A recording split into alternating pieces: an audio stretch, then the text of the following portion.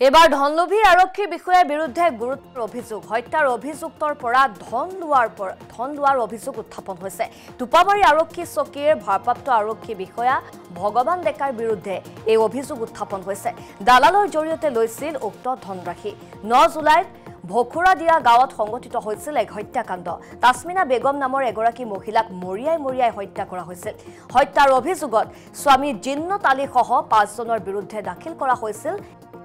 আৰু অভিযুক্তৰ পৰা আৰক্ষীয়ে মোটা অংকৰ ধন লৈ কোনো পদক্ষেপ গ্ৰহণ নকৰাৰ অভিযোগ উত্থাপন হৈছে সমগ্ৰ বিষয়টোত উচিত ব্যৱস্থা গ্ৰহণৰ দাবী জনাইছে ভুক্তভোগী পৰিয়ালে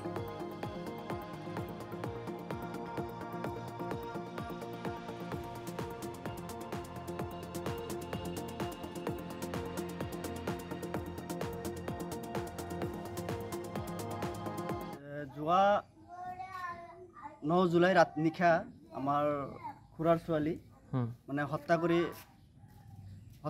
কৰিছিল আমি 11 জুলাইত এফআইআৰ খন দিলোঁ দিয়াৰ পিছত এটা আসামী কেৱল মানে ধৰা নাই মানে আত্মসমৰ্পণ কৰিছে দালালৰ সহযোগত বাকি কালফিটবিলাকক এতিয়ালৈকে এৰেষ্ট কৰা নাই গতিকে আমাৰ এটো সন্দেহ হয় এই কালফিটবিলাকৰ পৰা বৃহৎ পৰিমাণৰ ধন লৈ এই কালফিটবিলাকক মুকলি আকাশৰ তলত ঘূৰিবলৈ হাহু দি আছে গতিকে এই কালফিটবিলাকৰ মানুহবিলাক থানাত অলিগলি দিনে ৰাতি মানে থানাত থাকে গতিকে আমি যেতিয়া আমাৰ খুৰাক লৈ যাওঁ আমাক দাবী ধমকি দি থাকে কোন থানা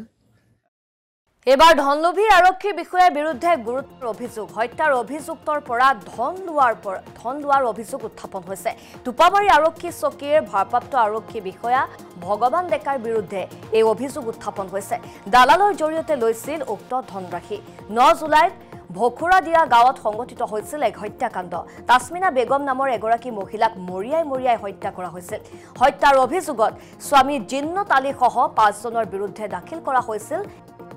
আৰু অভিযুক্তৰ পৰা আৰক্ষীয়ে মোটা অংকৰ ধন লৈ কোনো পদক্ষেপ গ্ৰহণ নকৰাৰ অভিযোগ উত্থাপন হৈছে সমগ্ৰ বিষয়টোত উচিত ব্যৱস্থা গ্ৰহণৰ দাবী জনাইছে ভুক্তভোগী পৰিয়ালে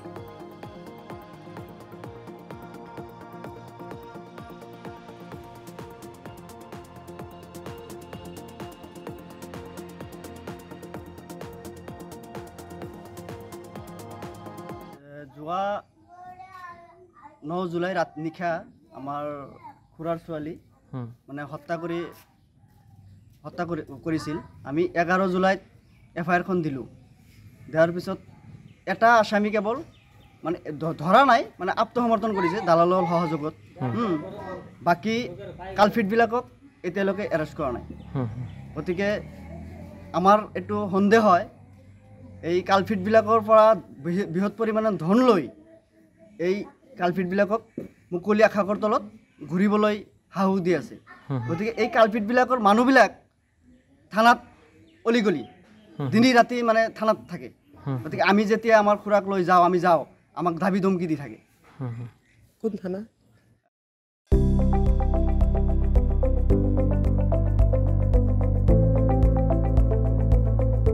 NB নিউজ সহজ সৰল ভাষাত নৱভাৰতৰ কথা